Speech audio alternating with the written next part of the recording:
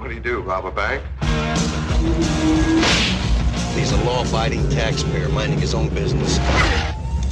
Killed 12 people, wounded 23 more, stole 6 cars, most of them Ferraris. If anybody deserves to go that way, sure in the hell's him. I've worked homicide for 13 years now. I have never seen anything like this. You trying to tell me that she's part of this? Step out of the car slow. I want answers, and I want them now. Explanation won't help you. So, I'm going to go on the record as saying that I'm not 100% on board with Kyle MacLachlan. Really? Okay. Okay. Fair Well, enough. it's not that I hate Kyle MacLachlan or like that I think he sucks necessarily, but I don't understand why Kyle MacLachlan is regularly getting work while other people don't get work. Like, is there something super sexy about Kyle MacLachlan? Like, does he give in a performance that was so amazing that like you can't imagine anybody but Kyle MacLachlan delivering that role?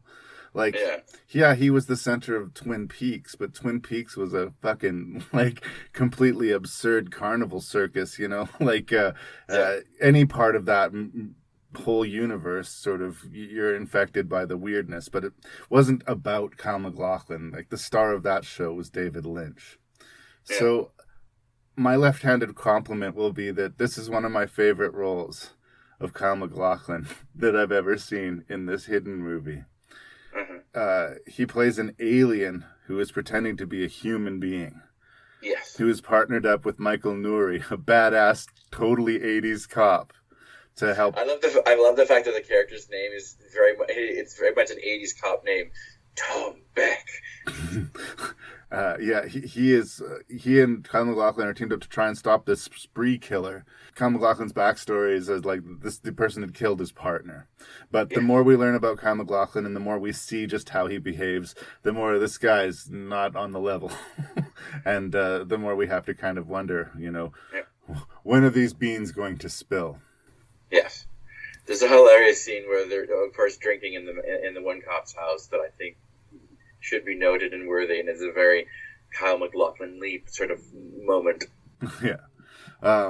So what works for me about The Hidden a lot is our adversary, this evil it's alien creature that can jump from body to body. Kind of creature, yeah. Yes. It's this huge slugworm that'll pop out of your face and then go into someone else's body and puppet it until the body's used up and moves on to the next. But you get the feeling like he's a world traveler. He's seen a lot. Yeah. He has found Earth. And for whatever reason, he thinks like Earth is fucking awesome. Like, he loves fast cars. He loves rock and roll. He likes women. And like, he's just... And he loves violence. And he loves violence. And he just lives like he's the Terminator without consequence, because he's basically the Terminator and lives without consequence. Obviously, the Terminator was a huge influence on this movie, I think, as far as, the aesthetic and the way the police angle of it is handled. Yeah. I think to simply dismiss The Hidden as just another cliched 80s testosterone B picture would not be fair. No, that's where it starts, though, right? Don't get me wrong. This film doesn't really have an original bone in its body. It wears its Terminator sort of invasion of the body snatchers action buddy, comedy, also with a little Starman to it. Yeah. But what it does have, and what I love about it, it has a very dark heart and sense of humor. Yeah. There's a sort of nihilistic sort of evil, comedy to this movie that I haven't seen since basically Paul Bartel's Death Race 2000. Black comedy almost doesn't say it. Hey. Yeah. Because it does exist in that Dirty Harry Terminator aesthetic, in the 80s cops kill without remorse aesthetic. Yeah. I mean, it's already in a kind of campy genre feel. And so the fact that we have a villain that so enjoys being a villain kind of works for me. In a way, the fish out of water humor subplot of the movie, which is charming enough, to me definitely is in the back seat. I certainly like that less than the other movie that we're getting. Yeah. Like seeing, like you say, Kyle MacLachlan come home to meet his partner's wife and not know how to handle alcohol or how to take a Pepto-Bismol tablet, or being way too revealing at the dinner table with the topic of conversations. It's just like these excruciating, like, fish out of water comedy things. Like, usually I would wag my finger at it and say, what are you going to be? Are you going to be this hard-ass action movie, or are you going to be a goofy comedy? But much like I was making excuses for Buckaroo Banzai, I'm going to side with The Hidden here a little bit more. Like, they were trying things, and the tones weren't too extremely discordant. Because, like I say, there's something almost silly about the way the cops behave and interact with each other. Like, they all know they're on some kind of tacky cop show on some level, right? Yeah. So it's not completely out of the world. I can still enjoy the car chases, and I can still enjoy the shootouts. Like, there's reasonable enough stakes that I want the good guys to win.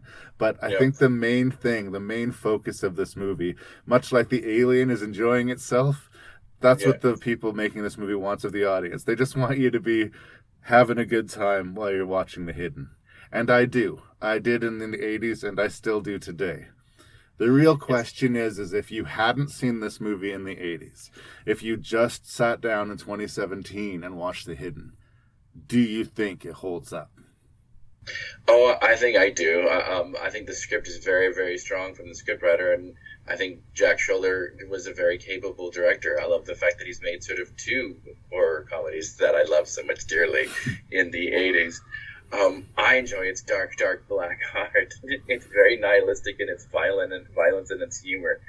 There is a scene, and it's kind of funny. It happens twice, and it's going to happen twice in our podcast. We're talking about a scene where a sort of evil art villain at one point basically humps a person to death, breaks them in half. It's a very dark, dark movie in a lot of ways. That also makes you want to laugh out loud. Even the opening car chase kind of gives you a clue where this movie is kind of going, where our villain basically, starts rubbing off a bank and smiles, and this is done over the opening credits, and then it has this out of control car chase through the city, and at one point drives into a park, and this is straight from Death Race 2000, proceeds to maul down a whole bunch of people in wheelchairs. And you just can't help but laugh at it's not just a bunch of people walking through the park. It's helpless people in wheelchairs, right? Yes, and yet you laugh, and then you feel wrong for laughing. You're not cheering for the bad guy here. You're just like, they went there. They went there. Speaking of they went there, I'm trying to find the name of the actress. Claudia Christian, what is it? Yes. One of the unfortunate people that is a victim of this creature is this stripper dancer. Is it Claudia Christian? Do you have it in front of you? Claudia Christian it was. So she gets possessed by this creature and slips the net. The cops don't see her coming. She walks by everyone. And it's a really out there thing, but the outfit that she is wearing with like the ass cleavage made me ashamed for being a human being. Like, the fact that, like, nobody put the brakes on that. Like, I don't think that actress sucks. I think that she did everything that the role asked her to do. But, oh, man, I felt bad for her. Like, first she was objectified, then she was riddled with bullets. Like, it was like, this was not a good time. Like, there are no good female roles in this movie. Like, none. She earned her paycheck. She definitely, knew what movie she was in and delivered what she was supposed to deliver. But, because I kind of like that actress, and I kind of like the idea, like, this stripper who suddenly harnesses all this power and like she's suddenly super badass for a little while, but it kind of left a bad taste in my mouth in the way that not a lot of the other scenes did.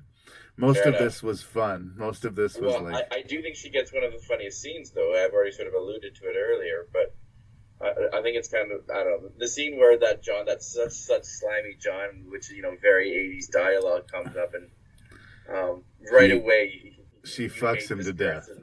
He's, this character's, like I said, a very Terminator Jason Voorhees, where a lot of, people that you really don't like and want to see dead end up sort of, dying in a lot of ways. It is a slasher film in some ways. Yeah. Good character actors from the 80s. Clu Gallagher shows up in here. Edo Ross, some people will recognize him as the main villain from Red Heat. Yep, that's true. Or the... also Chris Mulkey and Richard Brooks, who was on Law & Order for a long, long time. Yeah. I always remember that Edo Ross guy was in 6 Feet Under as the Russian flower dude. Yeah. And I saw him interviewed when he didn't have an accent, when he was just like had a normal American accent. I was like, what the fuck? Like, I almost always saw that actor playing a Russian for whatever reason. But yeah, he's really good in The Warriors. He also he was the good villain in that sort of, long lost 80s gem Red Heat as well. But like I'm saying, it's sort of full of those 80s faces that, again, if you love that decade.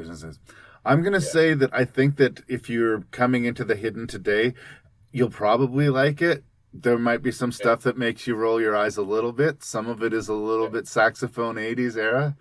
But for the most part, I think it does hold together still. And you can watch it as a sort of empty, superficial, fun action movie, which is really all it's trying to be. Yeah. Good special effects for the era, too. All practical. That creature popping out of those rubber faces, unmistakably. I will always take that over a CGI effect. Still to this day, give me that rubber. I will take the rubber maquette. Like, do it. To me, like, The Hidden sort of walks and talks like a thriller, but its dark, hyper-comedic heart elevates the sort of trashy B-movie delight from the usual schlock that was common for its time. I don't know, if you have the right temperament for it, I would recommend it. It doesn't have a lot of wit and charm to it, and there's also a lot of, this movie is very, very violent. Oh, yes. In the sense of violence. That's what I say. It's sort of that time in the 80s where the action was hard R all the time. It was fucking Terminator. It was The Hitcher. It was like unkillable bad guys. It was like the police department were taking serious losses in every movie. Cops just died like to the left and right like stormtroopers, We've sort of entered an age where action movies, unless it's the Fast and the Furious or something like that, tend to pretend to exist in the real world. Whereas in the 80s, they weren't really that bothered about existing in the real world. I think the politically correct would have a very hard time with this movie. Oh, for sure. It's, again, like it because of a product of its time, you kind of let it go. I don't know what more I can say. I kind of enjoyed this movie. It has a really dark, nihilistic heart to it. Yep. But I think it's a great, great B movie. If you haven't seen it, I think you should check it out.